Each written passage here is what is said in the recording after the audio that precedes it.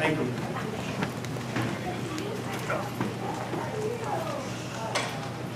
Okay, well again, thank you for being with us this evening. We're happy to talk to you about a new law and something that will be certainly a change for some of our students in the school district.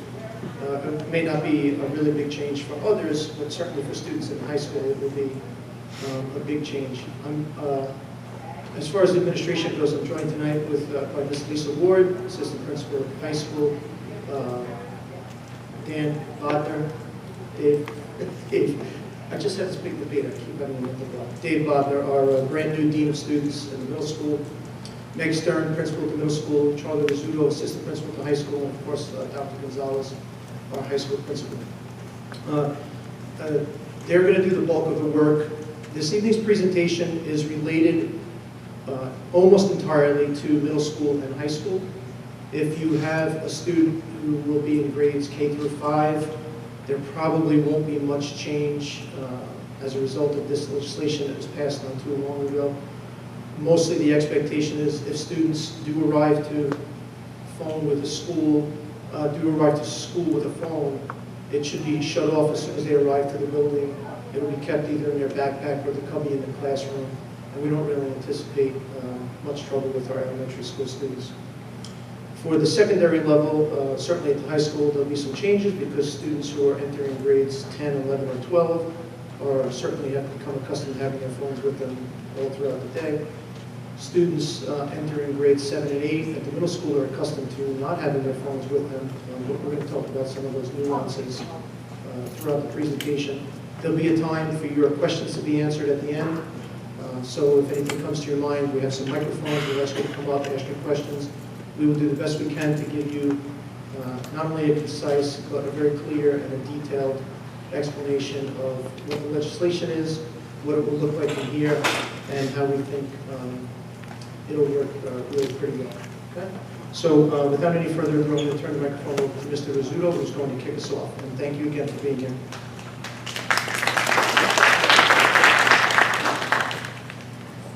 All right, good evening, everybody. Thank you for coming out, and those of you at home, thank you for tuning in via the live stream. I'm going to frame our time together before we get started so we're all on the same page on the areas that we're going to cover tonight. It might also help you to take note of the things that we're getting ready to talk about, just in case there's something that you are hoping we would address that doesn't appear on this slide. Maybe you could jot down a question and hold on to it to see if it's answered so you don't forget it by the end of the presentation. So the first thing that we're going to discuss this evening are some concerns about student cell phone use in schools, kind of the roots of where this new legislation came from and kind of how we got to where we are now. Then we're going to provide an overview of the New York State cell phone ban for students, Education Law 2803. Dr. Gonzalez is going to go over that. We're going to communicate key points from the Islip Board of Education cell phone policy. Then we're going to convey what a bell-to-bell cell phone ban will look like in our schools. We're going to relay feedback from some Islip middle school stakeholders regarding the current cell phone procedures. As you may know, our middle school has been a cell phone-free zone for a few years now. So we have some anecdotal evidence and some feedback from some folks down at the middle school. And then we're going to address questions from students, parents, and guardians. If you received the Parent Square notification, you may have noticed that there was a link for you to send us some questions in advance. We did receive questions in advance. Some of the answers to those questions are embedded in the presentation anyway, because it's some things that we were going to touch upon and speak about this evening. At the end, as a way to highlight some of the key points and specifically address and answer your questions, we're going to go through some of those and then open it up to any questions that you still might have in relation to the law, the policy, procedures, and how it's going to play out inside our school buildings. So first, some concerns about student cell phone use in schools.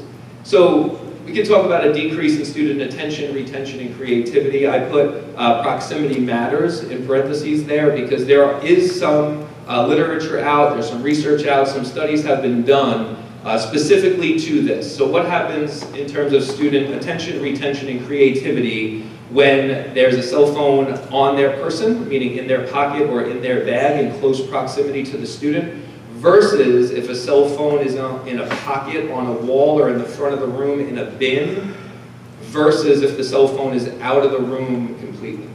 And as you might imagine, those studies came back to show that the lowest rates of retention, creativity, and student attention were when the cell phone was in close proximity to the student, either in their pocket or in the bag. Retention went up a little bit when you removed the cell phone from the student's person and it was in a pocket chart or a bin somewhere located in the classroom. But there was an even more significant uptick in both student retention and creativity, what they can produce, connections that they can make to the material that they're learning, and maybe some previous learning as well, when the cell phone was removed from the classroom entirely. A lot of that research has been done with undergraduate students at the college level. Some of it has been done with high school students, but more of it related to the undergraduate level. But obviously, when we're talking about cell phones in a classroom and a learning environment, it obviously connects to both high school students, middle school students, and students that might be in the college level. So lower academic performance obviously connects to that first bullet, but to expand upon it a little bit, New York State is not the first state to enact a law like this one. Right? Some other states have moved to cell phone bans, and some other schools and school districts have banned cell phones inside their buildings or inside their districts as a whole. And a lot of those districts and a lot of those states have reported that they've seen an increase in test scores, an increase in anecdotal evidence provided by teachers, that academic performance in their courses has increased once the cell phones were removed from the classroom entirely. So an increased propensity for adverse behaviors with the presence of cell phones. So we referenced bullying and harassment here. We could also talk about cheating and also the use of substances. So when cell phones are present, I mean, you know as well as we do, that opens the door for students to take pictures of other students, videos of other students, share those pictures or videos in group chats with individuals on social media. This isn't unique to Islip, right? This is something that every school faces and tries to navigate and tries to deal with and tries to stop. So obviously if there aren't cell phones present, that can help with bullying that might occur inside the classroom or inside the school building. Same thing with harassment, right? Sometimes children aren't, obviously their brains are still forming, right? So they might not be able to understand the possible ramifications or the impact on others of some of the decisions that they make in relation to their devices. When we talk about possible substance use, you know as well as we do, this isn't unique to Islip, it's not unique to the district, it's not unique to the middle school or the high school. Something that every school is facing right now is trying to educate their students on the dangers in relation to vaping and other substances as well. Talking to other administrators in other schools, again, this is not unique to Islip, students use their cell phones to meet up with other students in the bathroom, to share vaping devices, to use together in the bathroom, in some schools possibly to sell vaping devices or other materials to each other inside the school building. So again, yeah, not unique to Islip, but obviously it's something that we have our eyes and ears on. So removing the cell phone from the equation could limit the possibility that students are engaging in behaviors with substances, specifically vaping, inside the school building. A negative impact on mental, emotional, and social well-being. If students are trying to pay attention to their coursework, they're distracted by their cell phones, the social life that they feel like they're missing out on, if they hear their cell phone buzzing in their bag, could raise their anxiety levels and has been shown to raise anxiety levels. Also, I'm sure you've read or you've heard about children being addicted to their cell phones. If it's present for them during the course of the school day, that just adds to the likelihood that there could be some sort of dependency or addiction associated with their device. And possible interference with emergency procedures. This is another topic that you hear a lot about in relation to cell phones. So guidance from the Secret Service and guidance from Homeland Security and some literature produced specifically by Homeland Security points to the fact that cell phones in the event of an emergency procedure or an emergency event inside the school building can do and oftentimes does do more harm than good. If a student is on their cell phone in the middle of an emergency situation where their location or their identity, well, we'll say their location, not their identity, should be secret to the best of our ability, being on the cell phone could relieve that, could give up their location. Sometimes the use of a cell phone during an emergency situation gets out false information to the community. In addition to that, if a student has their cell phone on them in the middle of an emergency situation and they're trying to communicate out Sometimes they're not hearing directions being given by the teachers, the administrators, or the emergency providers inside the school building, and that can create some confusion and could actually increase the likelihood that an already stressful event becomes more stressful or create a more dangerous environment, situation, or circumstances for everybody inside the school building. So I'm going to pass it to Dr. Gonzalez to go over the education law. Thank you. Turns out that my colleagues were right. Thank you very much for this excellent turnout this evening, and also to our folks at home. So we're going to begin with some definitions of key terms. Internet-enabled devices shall mean and include smartphones, tablets, smartwatches. This language comes directly from the Distraction-Free Schools legislation that was recently passed by our governor and our state legislators. The school day is defined, and I'd like to draw your attention to, it's not just the class periods. It includes, but is not limited to, homeroom periods, lunch, recess, study halls, and passing periods as well. School grounds can be defined as the buildings, the structures, the fields on the school campus, and importantly, exceptions, which we will detail further. There are exceptions to this per student's IEPs, individualized education programs, Section 504 of our education law, where required by law as well. In terms of the Islip Board of Education policy, the types of devices, not surprisingly, that are specified come directly from the legislation. Just to draw your attention again to the definition, also inclusive of smart glasses.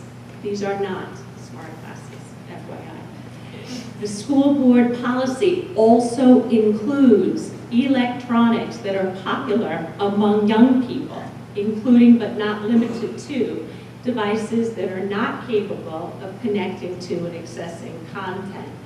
Things such as headphones, earbuds, e-readers, calculators, voice recorders, and so forth. There is an exception in the school policy, the Board of Education policy, for fitness trackers, provided they don't have games and other things of that nature. The rationale, not surprisingly, and Mr. Rizzuto alluded to, the rationale here that is encapsulated in the Board of Education policy. We've heard, and we're not surprised by the negative impacts to students' mental health that can come with kind of unfettered use of technology. Certainly can contribute to a wide range of disciplinary violations of the Student Code of Conduct, certainly at the middle school and the high school, and then a reduction in student engagement. Mr. Rizzuto alluded to the fact that contrary to some parents and guardians' concerns that widespread use of student cell phones during an emergency drill or an actual potential emergency situation could hinder the response. More on that. So what will the new legislation look like at Islip Middle School and Islip High School? Upon entering the building, let's say that most of our students are arriving here. I'll give you the example of the high school right around 7 a.m. as students are disembarking from our buses around 7-ish, a little bit after 7. They will be expected to come into the school building to power off their phones and to go directly to their lockers. The expectation is that those phones will be in the students' lockers for the balance of the school day until dismissal at 2 p.m. Parents and guardians are certainly encouraged to reach out directly to us via the main office. We will be receptive and responsive to your phone calls, and we will get that information to your children during the school day. If our kids here need to contact you during the school day, they will have opportunities through the main office, the school counseling, AKA the guidance office, certainly our help office here, as well as the offices of the assistant principals, deans. When the final bell rings at the end of the day at the high school, at approximately 2 p.m., students, I would expect, they visit their lockers, they retrieve their cell phones, and then whether they go on to a club, an athletic activity, or an extra help session, that there would be certainly greater flexibility in terms of communicating, especially with home, if there are changes in their timing at the end of the day, or transportation and so forth. At this time, I'd like to invite Ms. Megan Stern, middle school principal.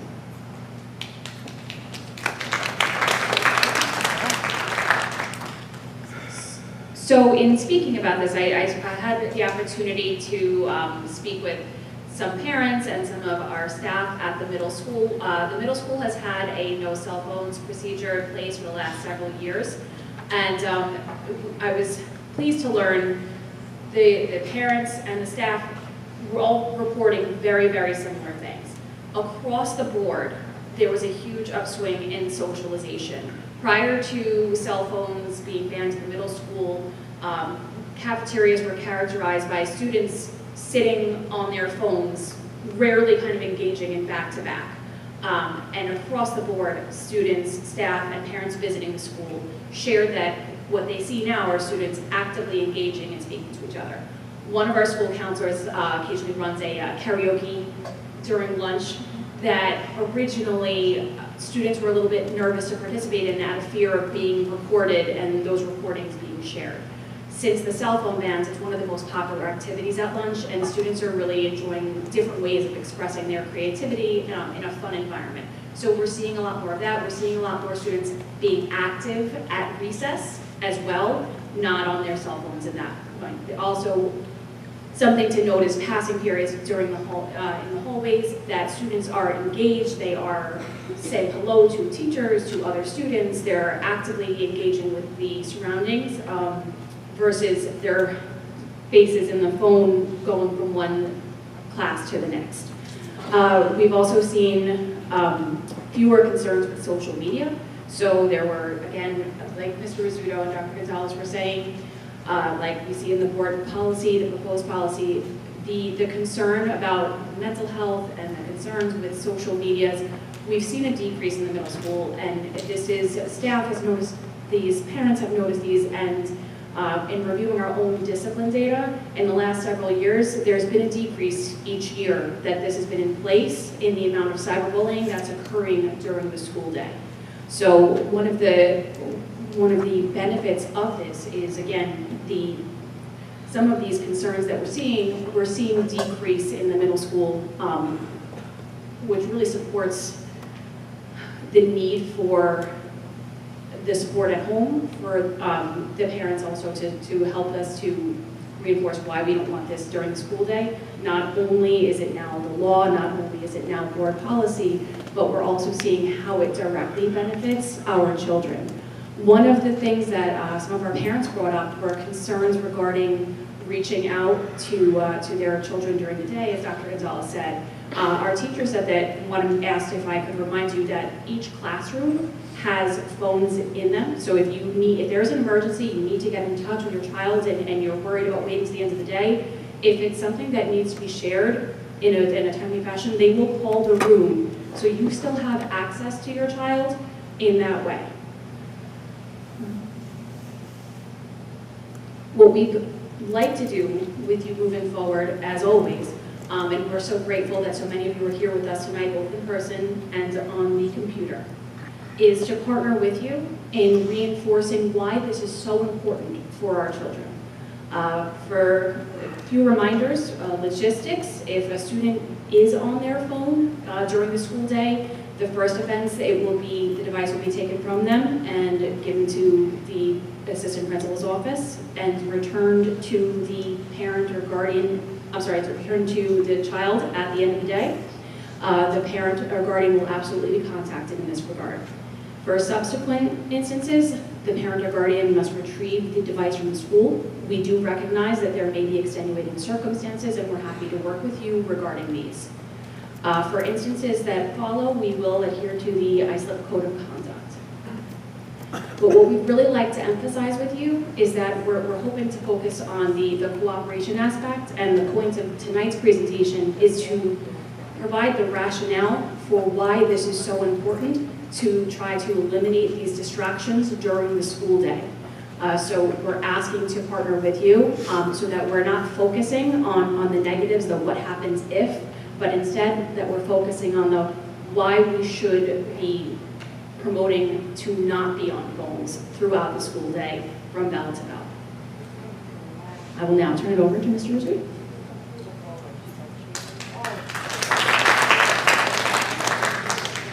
Okay, so as mentioned earlier, we're going to go through some of the questions that we received in the Google form that was sent out through Parent Square. A lot of this has already been addressed in the presentation, but it gives us an opportunity to highlight some of the key points. And then obviously after this, we're going to open it up to any questions that you still might have. So the first one, are students going to be prohibited from bringing their cell phone to school?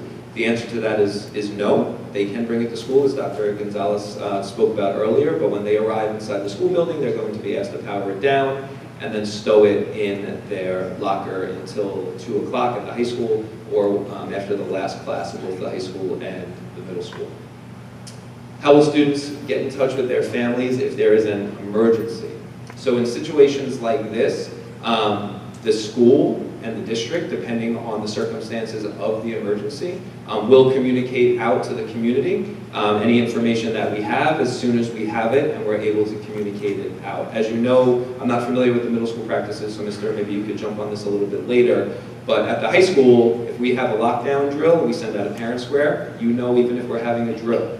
And then we send out another parent square when the drill is over, right? So communication can always get better no matter where it is, right? You don't have to be bad to get better, right? Great was at one point good, good was at one point okay, right? So we're striving towards great, but we do communicate out even when we're having an emergency drill, and that wouldn't change in a real emergency situation.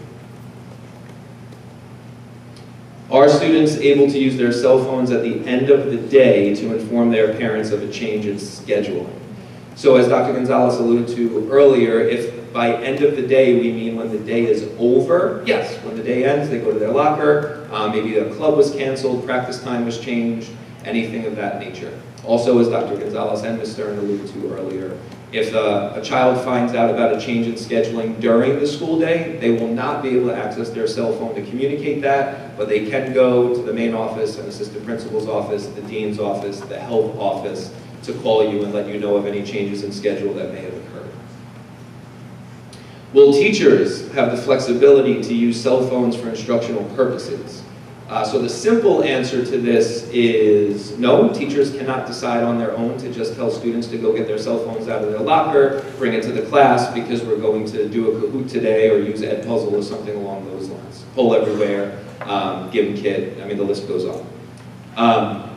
Because we want to create consistency, right? That would just throw a wrench in the law and the policy and in the plan of what we're trying to do to best support our students.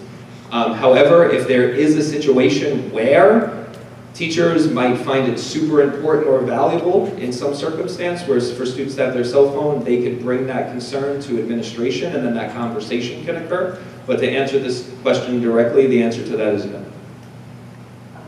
What exceptions are being made for students with health issues? So again, as Dr. Gonzalez alluded to earlier, if there's a health issue, I think the law specifically cites circumstances where individualized education programs, as Dr. Gonzalez said, 504 plans. I think there's also language in there to the effect of a student who may be responsible for another family member in some way, shape, or form, or a caretaker for another family member in some way, shape, or form. The school could work with the family and that student to provide some allowances in circumstances and situations such as those. When can students access their cell phones? When the school day is over. Will a schooling setting be allowed so a student can still use their Apple Watch? The answer to that one is no.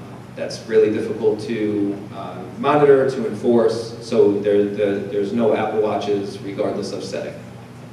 Can students bring their phones with them to each class and place them in a bin? The answer to that one is also no. And if we go back to that first slide that I went through and those studies on proximity, that's kind of the rationale behind that also, right? So if the cell phone is in close proximity to the student, retention, creativity at its lowest rates.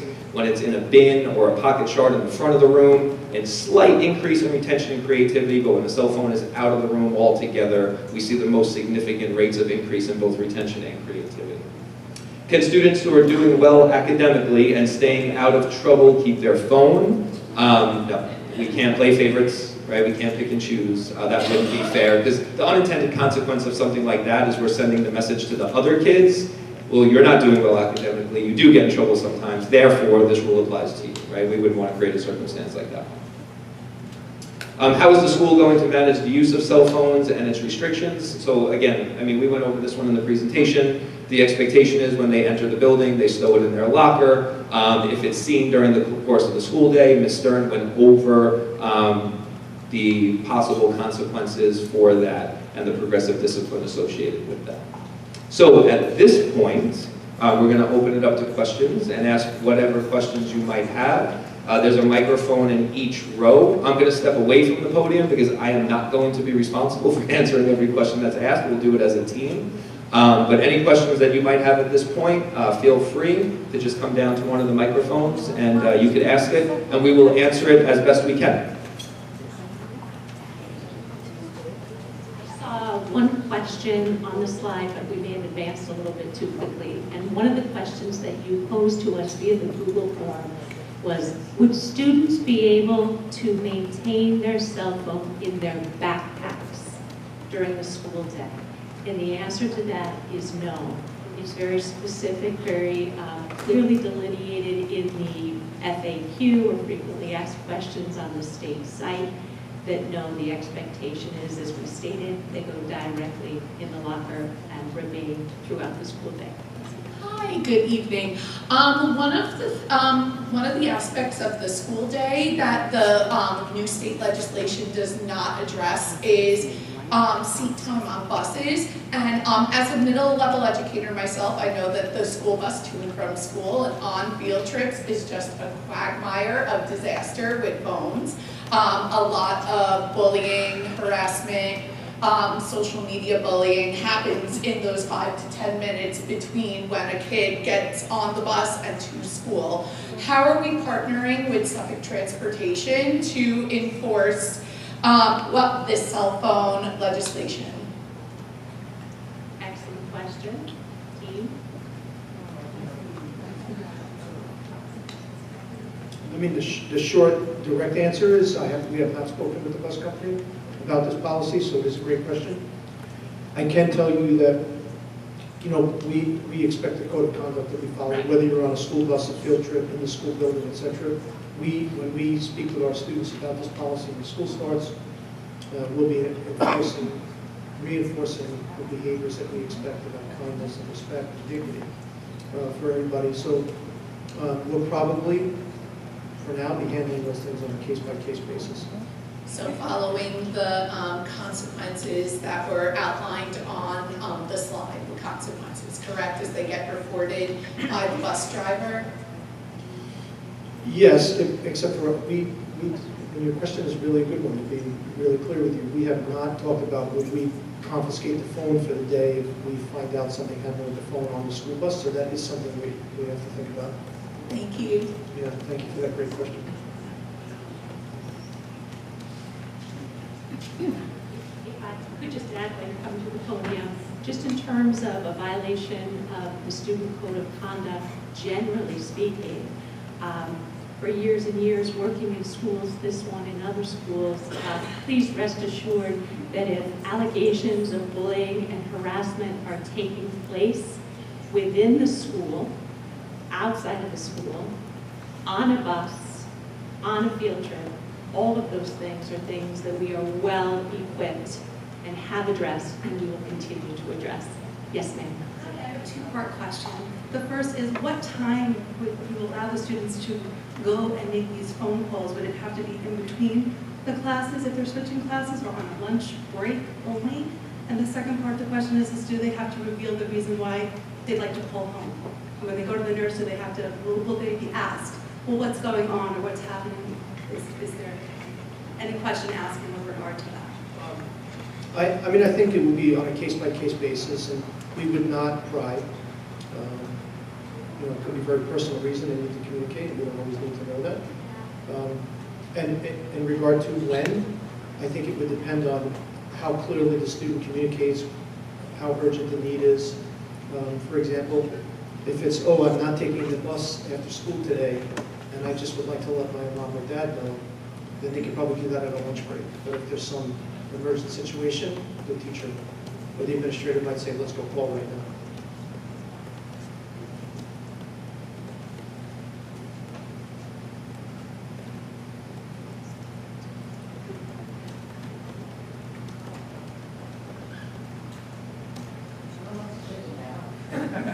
Little pressure here. Just two-part question, just to clarify, so after 2 o'clock, when they're allowed to go to their lockers, and let's say they're staying after for an activity or things like that, they're allowed to have them at that point? That's the first part. That is correct. At the high school, I'll defer to Mrs. Stern for the exact time of the middle school. The middle school, I believe, is 2:35, so the same would apply when the bell rings, they have access to their phone. The expectation would be if there's if a student is there for extra help, that they would not be on their phone during an extra help period, but they would certainly have access to their phone once that end of the bell rings to be able to communicate with parents via what's happening after school. Okay, I just was asking because of like theater and things like that, or sports, you can still have some of those same issues, so I just wanted to clarify that. My second part, because I have the pleasure of having older kids go through the district, that like phones were never a thing. What is the expectation for the teachers and the staff setting that same type of example? Because I do know that that used to be, oh, well, you know, teachers are on their phones all the time too. Devil's advocate, so forgive me. Yeah, there is a difference between adults and students. So that's one part of the answer. But our expectation is that they set a good example and they're engaged in what they're supposed to be engaged in. There should be no reason that a teacher's using a cell phone in the middle of the class. You know, so our expectations are similar but a little different. Thank you. While we're waiting for the next question, with my parent cap on, I have a couple of quick thoughts. One is, let's make sure our kids, they know our numbers, because we're so reliant on phones. But if they don't, if they come to any one of our offices, we'll quickly pull up your main contact information through Infinite Campus, which is our student data, our student management system.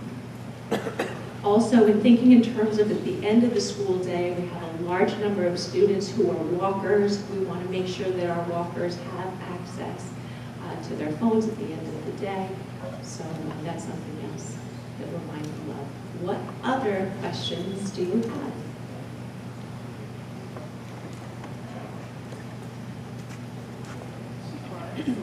Oh, thank you.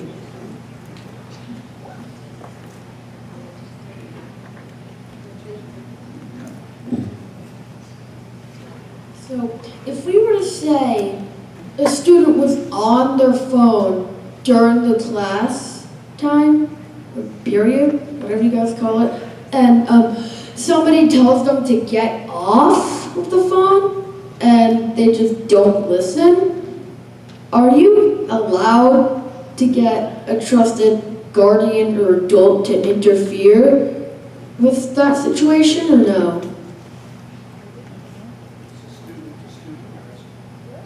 Yes.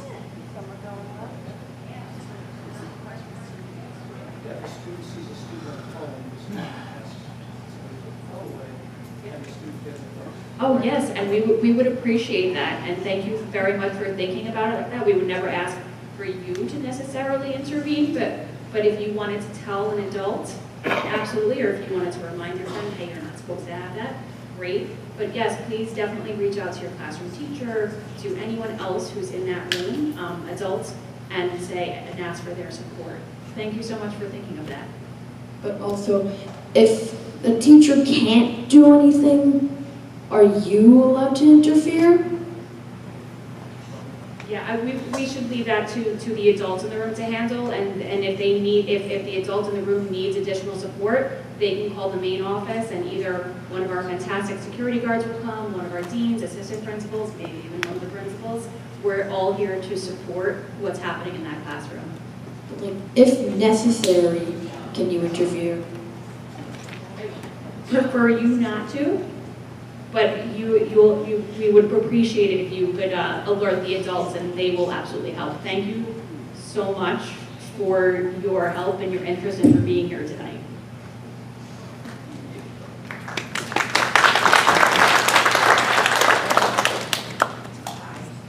So I have a two-part question. First of all, what is a child supposed to do if they don't use their locker?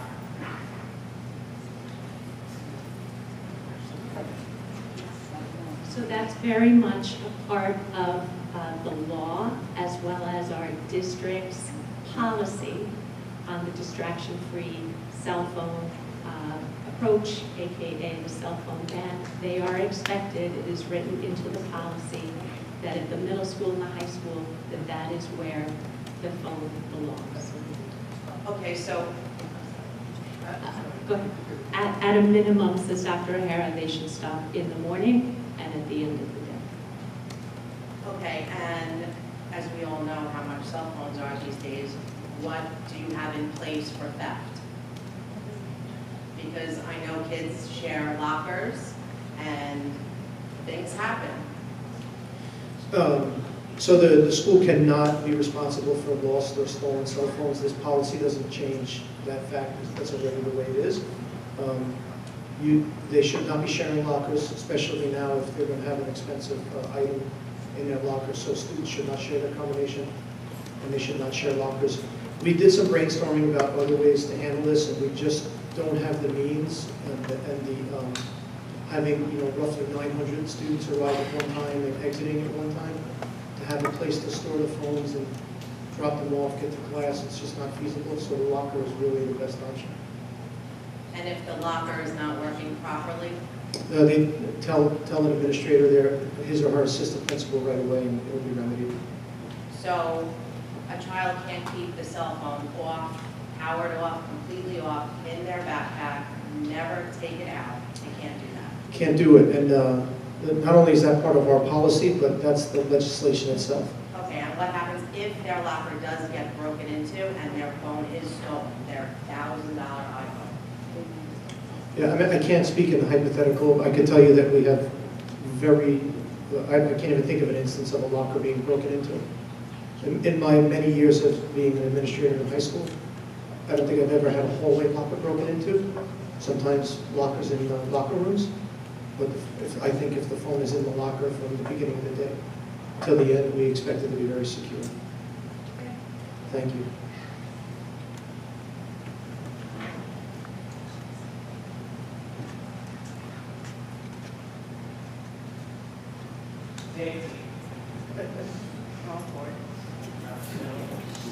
Okay, so you guys define internet, you guys define internet-enabled devices. What about the students' laptops? Can we put messaging apps on there so that if they do need to contact us, they can? Because it is, after all, an internet-connected device. Yeah, we actually did talk about that, and presently, no, it won't happen that way, but we're going to continue to work on that and investigate, because we have to figure out how to enable messaging where they can't message each other all day long and kind of defeat the purpose. So we have to, we're just not there yet. What about Microsoft Teams? Yeah,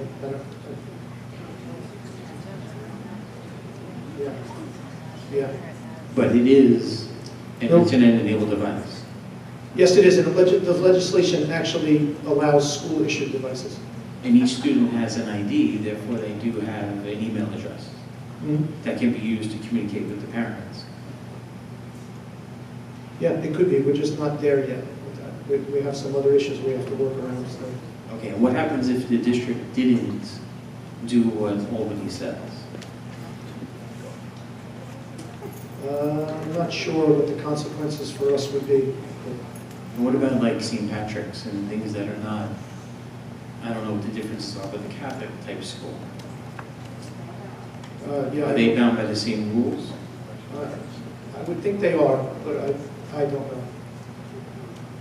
I believe they are, but I can't answer definitively for you. Okay, thank you. You're welcome.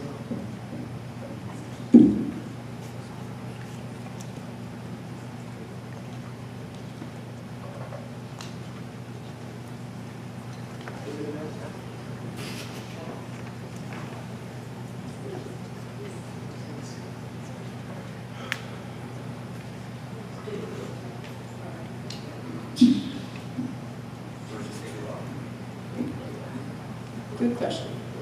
So you said the middle school day now is at 2:35, obviously.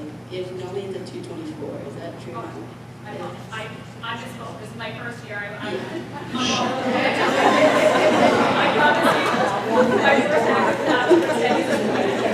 Hey, nobody likes to show off. And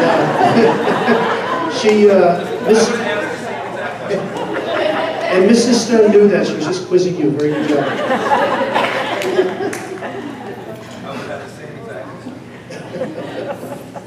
You thought we were jamming on an extra 10 minutes there.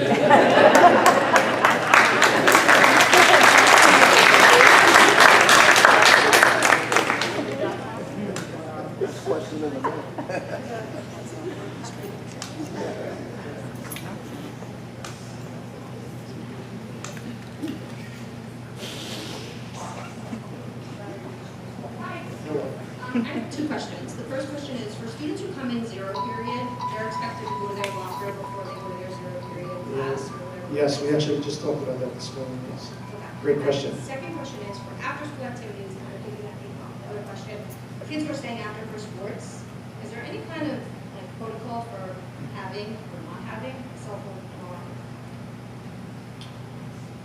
It does not addressed by this policy. Are you worried about safety of the phone? Is that why you're asking? I'm not worried about safety of the phone, I'm more worried about Oh. capabilities and things kids can do with the phones in a locker room. And other students also. Yeah, I understand. Yeah, it's not addressed in this policy, but certainly something we can talk about. Yeah, great question, thank you.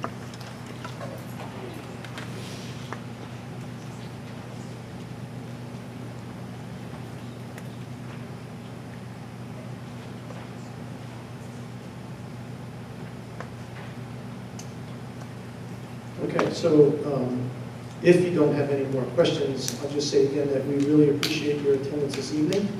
And what I'd like to emphasize is, you know, this will work with great teamwork and cooperation, right? So if we're on it together, from our end, we can assure you that if your children need to reach you, we will make that happen. And if you need to reach your children, we will also make sure that message gets to them as quickly as is possible. Right? We won't delay in it. You should feel comfortable calling if you need us to deliver a message. We will make sure that every office where a phone could possibly be answered understands what our expectation is about responding swiftly and courteously and making sure that the message gets to the student as quickly as possible. And we'll make sure that teachers and administrators and everybody in the buildings understands that if a student expresses a need to call home, we'll make sure we enable that to happen as well. If you have a question that comes to mind after this evening, you can call any one of us and we'll do the best we can to get an answer. And if you don't have anything else, I'll just say again, thank you very much, and we really appreciate your time this evening. Thank you.